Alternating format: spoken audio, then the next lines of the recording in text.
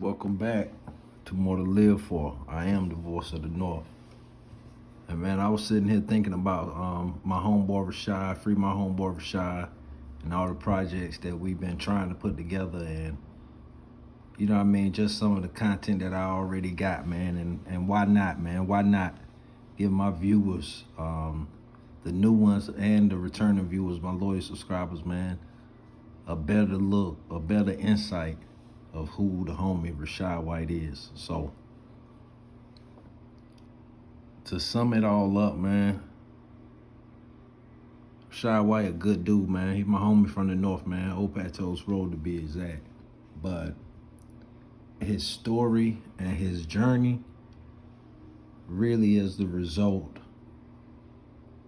of what happens when you find out somebody that you think is on the same pattern that you on the whole time. And I mean the whole time. They were nothing short of a rat. And I mean nothing short of a rat. So the homie Rashad, man, you know what I mean? Like, he got caught up in that fast life, man, that fast money, man. Like, it's well documented, you know what I mean?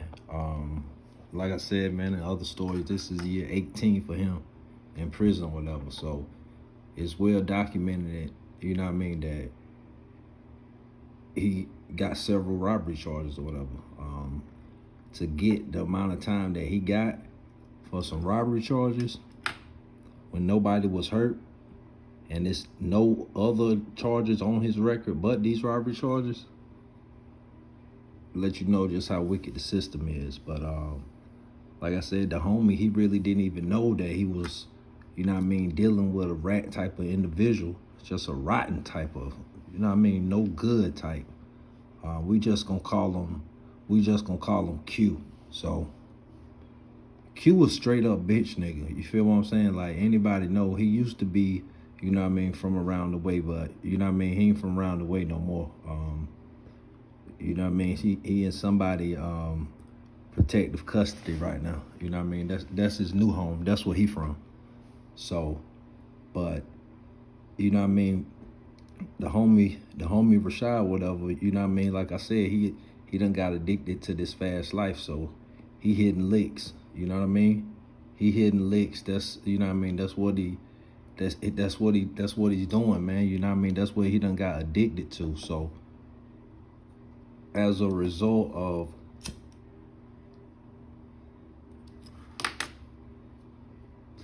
we just gonna say lack of participation by those who presume their participation would be mandatory.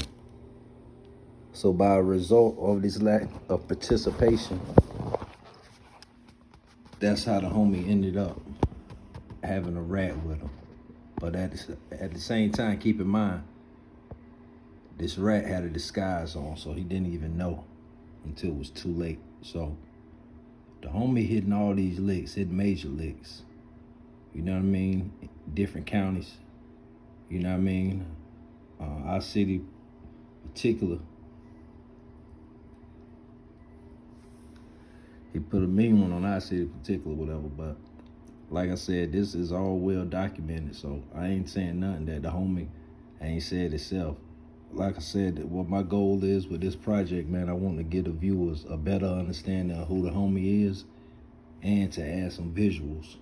You know what I mean? And being that he still is incarcerated, I'm using the tools that's available to me. So drop a comment, let me know how you feeling about this, and yeah, we're gonna keep the story going. So in the midst of doing these robberies, you know what I mean, eventually what's gonna happen is what's gonna happen. So eventually they were apprehended or whatever, and upon being apprehended, you know what I mean, I guess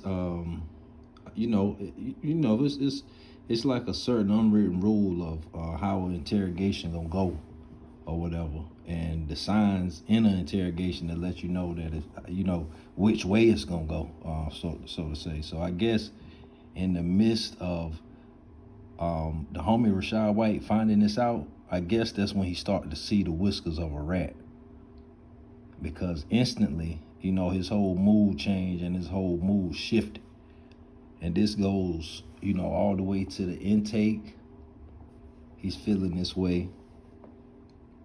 And ultimately, up until, they get they first, I'm pretty sure that court systems all around the world at least got this in common. You get that first appearance, and then you go as far as like getting arraigned and then through your trial and all that. But so at this first appearance, he was able to see him again, but the vibes were gone. He didn't feel that he was a rat anymore. But keep in mind, the homie probably was hungry and he wasn't probably thinking straight.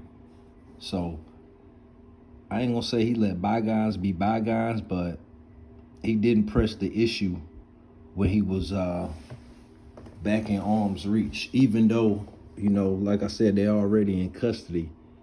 And being back in arm's reach is kind of rare when you're on the same trial or whatever. But nonetheless, it happens. But when it happens, there's more scrutiny with the security and things like that. So nonetheless, the homie didn't press the issue or whatever. But upon leaving this court date, that's when he notices that all of a sudden he's not only talking to more guards that work at the particular facility, he's now getting interviewed by local law enforcement. So now the homie realized that not only did he see whiskers, he done saw a long ass tail grow from this stinking rat. So now he's just in awe. Can't believe how things are turning, but it is what it is. He's kind of stuck like Chuck. Should have put this nigga in the ambulance truck, but nonetheless, this how things kind of shaking out for the homie. So now he's going to court knowing that he's going to see his co-defendant in his discovery. So eventually he sees his discovery, get his motion of discovery, and right there in black and white, he see everything that his so-called homie, this rat face, rat lifestyle, straight rodent, dirty motherfucker. You know what I mean? He's seeing everything right there in black and white that's been done. But just like any other rat, they gonna run with that big cat, you feel what I'm saying? So he was already getting familiar with being in PC. And this is going from 2 different county jails because they caught charges across multiple counties. So he's going in and out of protective custody before he even gets to prison. But safe to say, what was already written was about to come. So eventually the court date came, and as expected, he front and center, right hand to God, ready to give his life to prove to these people that it was all my homeboy Rashad's fault and not his fault. Basically throwing my homeboy under the bus, doing the unthinkable, taking the stand, detailing word by word the crimes that they committed. And yeah, that ultimately led to my homeboy getting a 25-year sentence. But at the same time, this little ratatouille type nigga, he ended up getting 9. But it's safe to say that in the penitentiary, from my understanding, from my journalism and the research I did, the people that I interviewed, man, it ain't no running in there either. So what's gonna happen to you, that's just what's gonna happen to you. So we're gonna pick up on part 2 right there about what's gonna happen to you and how it's gonna happen to you, because it's gonna happen to you. So please drop a comment, like, comment, share. Let me know what y'all think of this, man. This is something I'm trying to keep going, man. You want me to keep going? Say keep going, and that's how we're gonna rock it, man. Shout out to everybody that's been rocking with this channel. Shout out to my homeboy Rashad White. Free my homeboy Rashad White. This shit almost over. You walking that shit down like a real one. And that's just what it is, man. More to live for. Voice of the North.